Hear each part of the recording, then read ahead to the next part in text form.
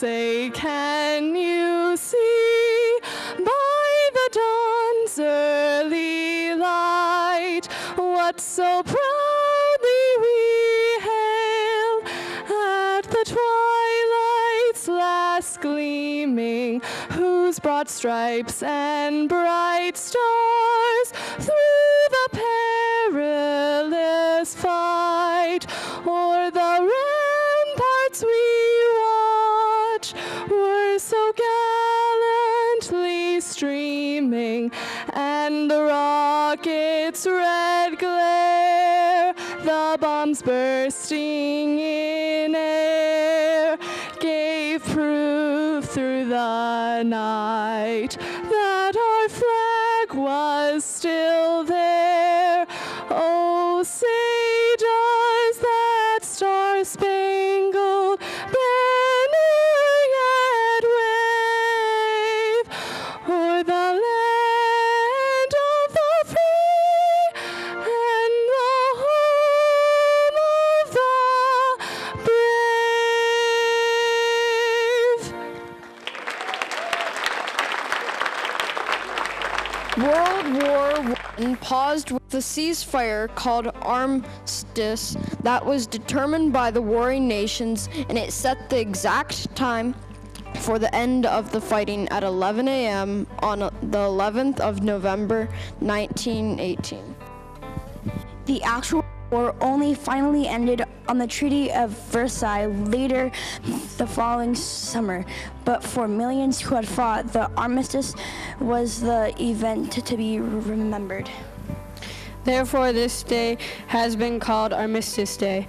It is supposed to commemorate the end of the fighting in the Great War, also known as the War to End All Wars.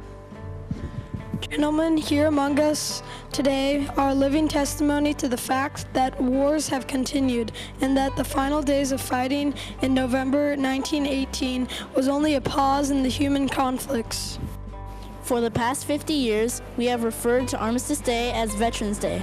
We observe it on the same day that the fighting in the Great War ended, in honor of all those Americans who have worn the uniform of the armed forces of the United States, Army, Navy, Air Force, Marine Corps, and Coast Guard. We honor those who have served by listening to them today and giving them audience to share their stories, so that the price of freedom in this wonderful nation is better understood. You may have heard the expression, freedom isn't free. Veterans of combat actions do not often speak of the price of freedom, even amongst each other. Nevertheless, this is a day to recognize the active service that veterans performed and the ongoing commitment to the nation that veterans continue to perform. The City of Laguna Niguel invites all area veterans to stand together and be recognized by a grateful public, and to help us to appreciate that service and sacrifice on Veterans Day 2013.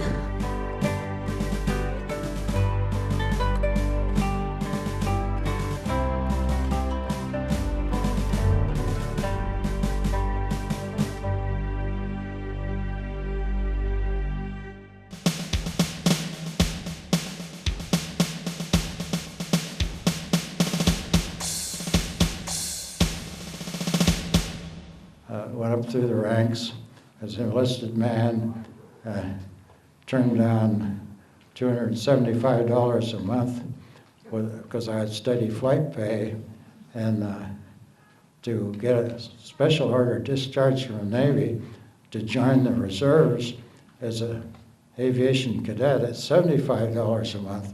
And all my troops thought I was absolutely crazy for taking a $100 a month cut, but the gamble paid off okay, because I ended up retiring as a commander and got a Navy Cross out of it and stuff like that. As far as Korea, I never went to Korea or saw any combat, although I flew F4U5 NLs, and F4U5, of course, the L in the end meant it had rubber de-icer boots on the leading edge of the wing. A little bit of trivia there, that I think it was the only fighter in the world that ever had de-icer boots on it. And the third war was the Cold War, which I can't really tell you too much about unless I kill you or something. But I served in China twice. Once was pretty routine.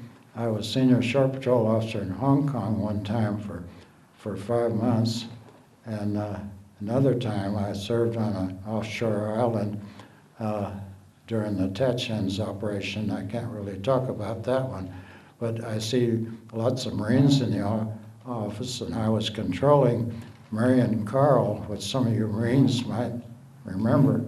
He brought down his photo detachment from Tachikawa, wherever they were stationed, to Taiwan, and flew escort every day.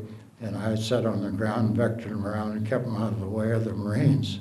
So later on, many years later, he would come to the Fighter Aces convention and look around and say, "Oh, there's Bill Hardy, the guy that saved my life."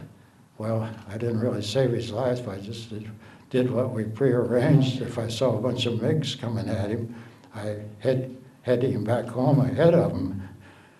And so that was about it. I guess I forgot to mention, in Korea, I left the States 5 nights a week, every week, because I trained night fighter pilots at Boca Chica, which is the island next to Key West. We lived in Key West, and every night we went outside the 12-mile limit toward Manila, and therefore I left the States more than anybody else in Korea, I think.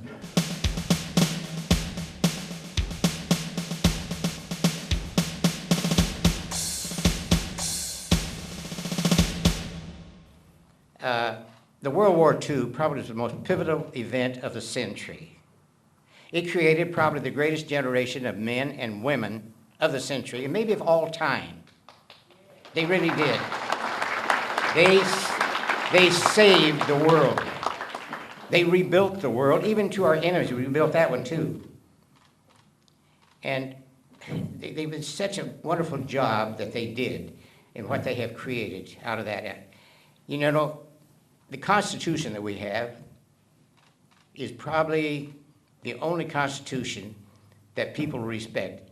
Figure it's over 200 years old. We're the youngest nation in the world, and our Constitution is the oldest republic in the world. Think about that, and that's what Marines and the Air Force, all the men served for. They fought for that Constitution, the freedom of our Constitution that we have. We fight for the American flag. We fight, you know, when our forefathers met in Philadelphia to write the Constitution, all the things like that, they were thinking about everybody here, their children, the children of their children. They wanted them to live in a free world. They wanted them to be able to practice and achieve anything they wanted to do. It's just something that they wanted to do, prepare and leave for our freedom. And please, at this time of our lives, protect the freedom that we fought and died for, because it's so important that we did. There is so much going on in our lives right now that needs to be protected. So all of you guys think about protecting.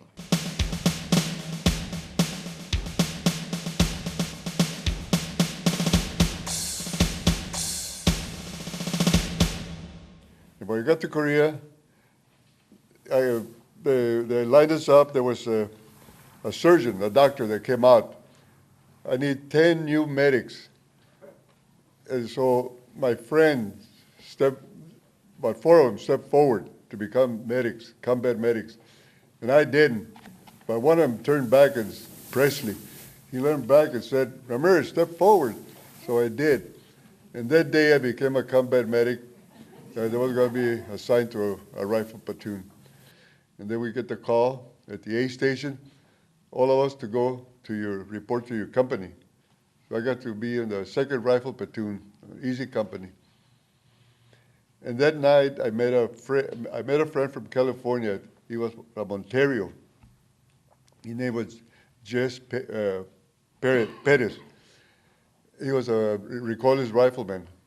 So we started going out and lining up, going to Hill 931.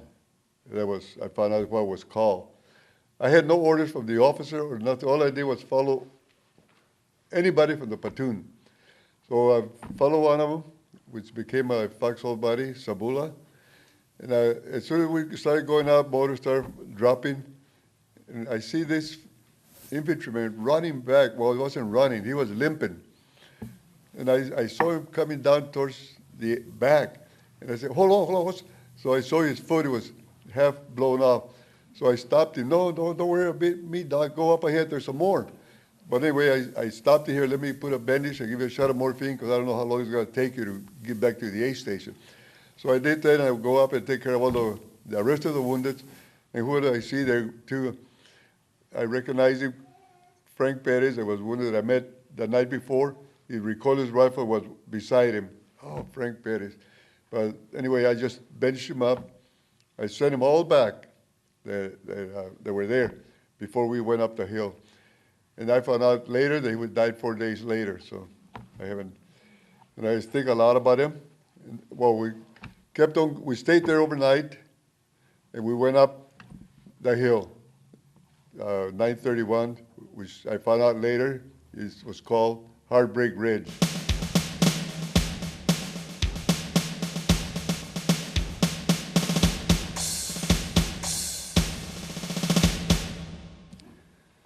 The Cold War lasted from 1947, right after World War II. Our former ally, the Soviet Union, and the United States emerged as the two superpowers after World War II, the only two superpowers. Europe was devastated. Even the winners and the losers were pretty well wiped out because of that great conflict. So Russia started on a world domination. They were very upfront about their intentions. They head of Russia, the Soviet Union, said, "We will bury you," and he meant that.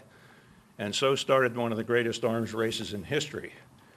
And at one time, there were 50,000 nuclear weapons aimed at each other between the two countries. Vietnam, Korea, they were part of the Cold War. The Cuban Missile Crisis. There are many times during that period of almost 50 years that we came very close to World War III. We had to win that war. Now, the United States provided a nuclear umbrella for all the rest of the countries because they couldn't afford it, and it wasn't exactly generosity on our part because our backs were to the wall.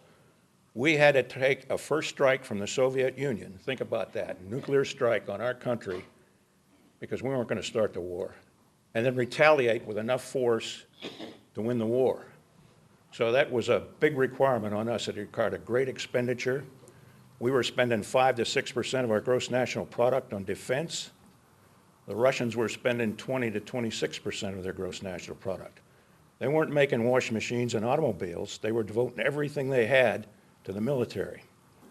I was on my way to Russia twice with nuclear weapons, and it was recalled before I got to the early warning line. That's how close we came. And you know, we never knew. We thought any time during the Cuban Missile Crisis or any of those wars that we were talked about here before, we could have went to war. In the early 80s, we had a president named Reagan, and he looked at the economic and the political and the military struggle that was going on, and he understood that Russia's economic model was unsustainable. They were devoting, as I say, over 20% of their gross national product to the military, and we were devoting 5%. He increased the defense budget by 35%, and that was a straw that broke the camel's back. And the Soviet Union disintegrated, their economy collapsed, and today we have Russia, which, although not a friend, is certainly not the world dominating nuclear power that was threatening us for all of those 50 years. We won the Cold War.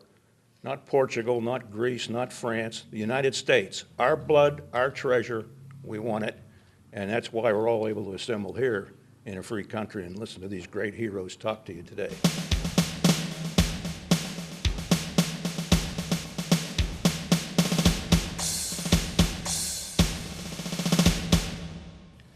I am a former Marine. I entered the Corps as a private, completing boot camp at Parris Island in 1959. It was 12 painful weeks from day one to the very end. I most recently went to People Search and found my senior drill instructor's name. He lived in northern New Jersey. I found his phone number, and I gave him a call. I said, is this Staff Sergeant, or Gunnery Sergeant John Medvecki, who served in 1959 at Parris Island and was the senior drill instructor for my platoon, 362?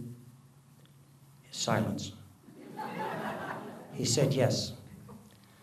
I said, I have waited 50-some years to say this. Thank you for making me the Marine that you did. God bless you and our wounded warriors. Remind those that challenge the United States of America to read our history and stand and look out over our national cemeteries. They're filled with men and women of all colors, all races, and all religions. Men and women who were united in the cause and the protection of freedom. To they that are at rest in peace, God bless them, and God bless the United States of America.